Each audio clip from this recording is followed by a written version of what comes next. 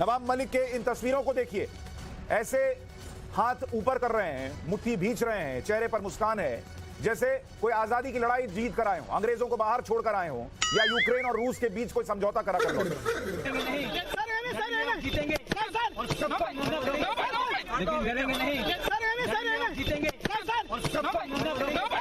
अरे तो पहले लड़ लेते, जीत जाते, फिर चेहरे पर ये मुस्कान लाते तो बात समझ में आती।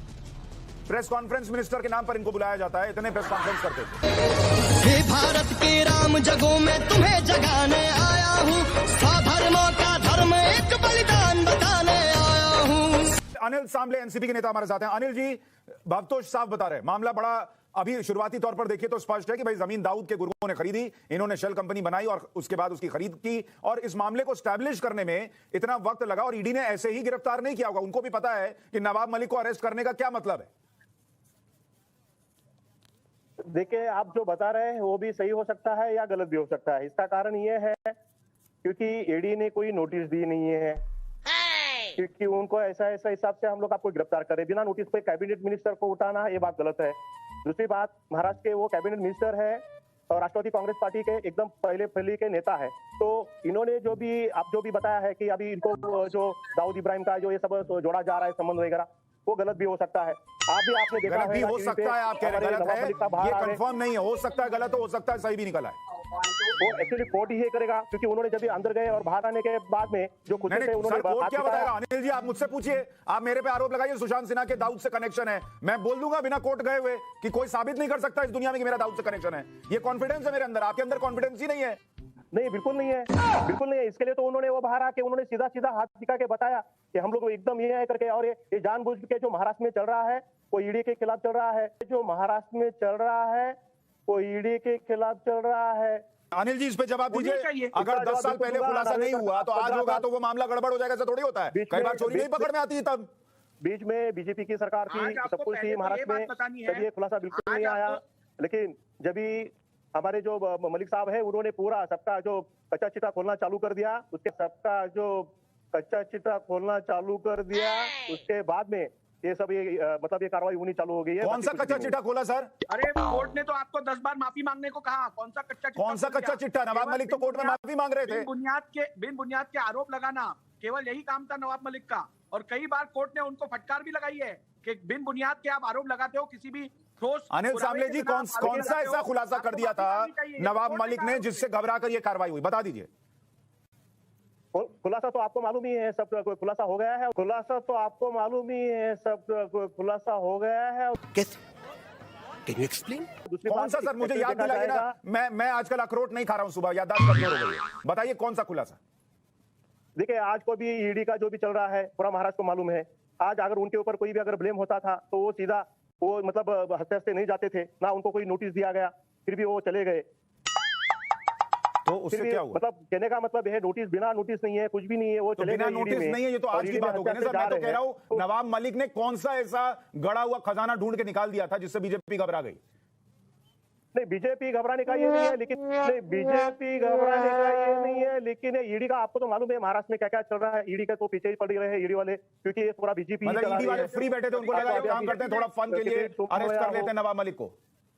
नहीं, किरीट सोमैया, लेकिन अरेस्ट करना ये सब ये गलत है क्योंकि ये कैबिनेट मिनिस्टर है। क्या बोला तूने? लेकिन अरेस्ट करना ये सब ये गलत है क्योंकि ये कैबिनेट मिनिस्टर है।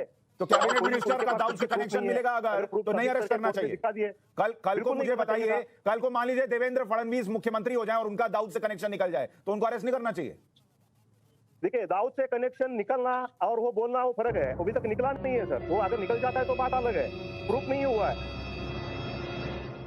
हाँ, तो वो तो मैं कह रहा हूँ नहीं हुआ है, तो आप भी क्लीन चिट मत दीजिए ना जब तक प्रूव नहीं हुआ है कि नहीं है। मैं वही तो बोल रहा हूँ सर। अब मैं उनके जब भी वो बाहर आए हंसते हंसते, तभी मैंने उनके लिए हमारा राष्ट्रवादी पार्टी की तरफ से मैं उनको क्लीन चिट दे रहा हूँ कि ऐसा कुछ भी नहीं है। पर आप क्लीन चिट किस बात का दे रहे हैं? कुछ समझाइए। आप बताइए, ये लैंड डील जिससे हुई है वो दाऊद का आदमी नहीं है, आप बताइए शेल कंपनी की नहीं है, कुछ डिटेल दीजिए तब तो मैं मानूं। अभी डिटेल्स का तो अभी ऐसा है कि सर आपको भी मालूम है कि अंदर क्या है। अनिल भाई, एक बात बताइए, अनिल भाई, ईडी ने आपको क्यों नहीं उठाया? ईडी ने आपको क्यों नहीं उठाया? देखिए, ईडी ने उठाने का वो बात है कि एक बात बताए सर, क्योंकि एक्चुअली उनको जो है कोई भी नोटिस दिया गया नहीं। साले का खोपड़ी तोड़ साले का। अच्छा अनुज जरा हमारे साथ है, अनुज जरा बताइए ये भाई देखिए नोटिस ना देना अलग मसला है, लेकिन कनेक्शन है या नहीं ये अलग मसला है। अनुज क्या नोटिस नहीं दिया गया इसकी कहानी क्या है, जरा समझाइए। जी बिल्कुल, ईडी जब भी किसी से पूछताछ करती है तो बाकायदा उसे सम्मन करती है और सम्मन करने के बाद ही ईडी पूछताछ करती है, लेकिन ऐसा नहीं होता। ईडी इस पूरे मामले में आज सुबह की अगर कार्रवाई की बात किया जाए तो 4 बजे ईडी की टीम वहां पर पहुंची हुई थी, 7 बजे से पूछताछ ईडी की टीम ने शुरुआत किया और इसके बाबत बाकायदा ईडी ने ये बता रखा था कि पूछताछ की जाएगी, बाकायदा ईडी ने बता रखा था कि पूछताछ की जाएगी। उसके बाद ईडी ने मनी लॉन्ड्रिंग के तहत इन्वेस्टिगेशन शुरू की। अनिल भाई तो मामला गड़बड़ा गया कि भाई अनिल भाई मामला गड़बड़ा गया, नोटिस नहीं दिया है और अनुज हमारे सहयोगी कह रहे नोटिस मिला है। नहीं एक्चुअली वो देखा जाएगा तो हमारा मतलब अभी मैंने एक बात सुनी तो मतलब उनसे कि नोटिस गया, बिना नोटिस के उनको मतलब ये मुंह से सुपारी निकाल के बात कर रहे बाबा। नहीं एक्चुअली वो देखा जाएगा तो हमारा मतलब अभी मैंने एक बात सुनी तो मतलब उनसे कि नोटिस गया, बिना नोटिस के उनको मतलब ये किया हुआ था और ईडी का ये खाली पुकट में उन लोगों का मतलब ये सब पूरा। अरे कहना क्या चाहते हो? ऊपर वाले की चाल है, बाकी ऊपर वाले की, ऊपर वाला कौन है? उठा ले रे बाबा, उठा ले, मेरे को नहीं रे, इन दोनों को उठा ले। ऊपर वाला कौन है सर? भगवान ऊपर वाले को भी आप पूछना चालू कर दिए। अब भगवान को भी ले आए क्या आप? ऊपर वाला कौन है?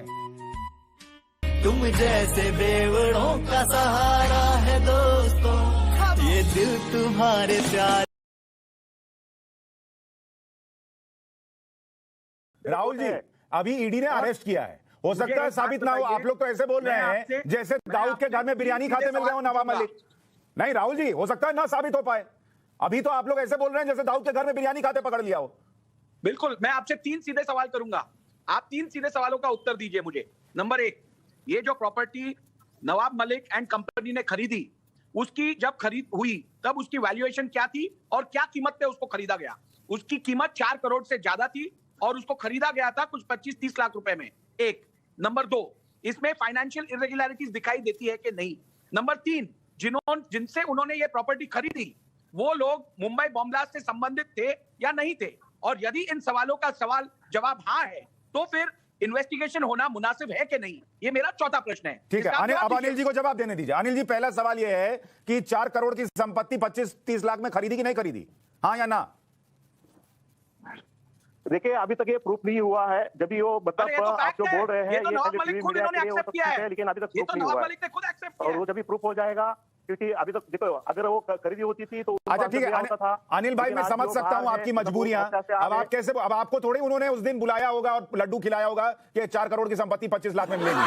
बोले कितने भी ये सब ये सरकार गिराने के चक्कर में आपको तो मालूम है, पूरा ईडी हो या कोई भी ये पूरा सब केंद्र सरकार के अंडर में है, वो सब उधर से सूत्रा हिलता है। अच्छा लेकिन अनिल भाई देखिए ये बड़ी आसान सी बात होती है कि कोई कार्रवाई हो और आप कह दें कि राजनीतिक द्वेष की भावना से हुई है। अनिल भाई लोग भी तो सोचेंगे ना कि अगर सरकारी गिरानी होती, सर सवाल सुन लीजिए, अगर सरकारी गिरानी है या राजनीतिक द्वेष ही है तो भाई अगर सरकार गिरानी है तो किसी और को उठा लेते, किसी और पे कार्रवाई कर देते, प्रफुल्ल पटेल पे कार्रवाई कर देते, वो भी अगर उनको भी कुछ करते शरद पवार को उतना ही दुख होता। अनिल देशमुख भाई गए, कार्रवाई हुई तो कार्रवाई को कार्रवाई रहने दीजिए। लेकिन सर ये भी देख लीजिए कि बीजेपी के सरकार में वे बीजेपी के जो नेता थे, पदाधिकारी थे, जो मिनिस्टर थे, उनके ऊपर भी ये सब ऑब्लिगेशन लगे हैं, वो भी भ्रष्ट है, उनके ऊपर भी लगे हुए हैं। तो आप उठा लीजिए उनको, नहीं आ रहा है। आपकी सरकार है राज्य में, सबको उठा लीजिए, अरेस्ट कर लीजिए। ईडी के पास ही अरेस्ट करने का अधिकार थोड़ी है, आप सबको उठा लीजिए। लेकिन पूरा ईडी हो या कुछ भी हो, सब वो केंद्र सरकार के अंडर में है, उनका। अरे भाई मैं तो कह रहा हूं आप राज्य में आपकी सरकार है ना सर, आप बीजेपी के भ्रष्ट नेताओं को उठा लीजिए जो आप कह रहे हैं कि भ्रष्ट है, उठा लीजिए। क्यों नहीं उठाते उन लोगों को? बीजेपी के भ्रष्ट नेता जिनको भ्रष्ट बता रहे, उठा लीजिए।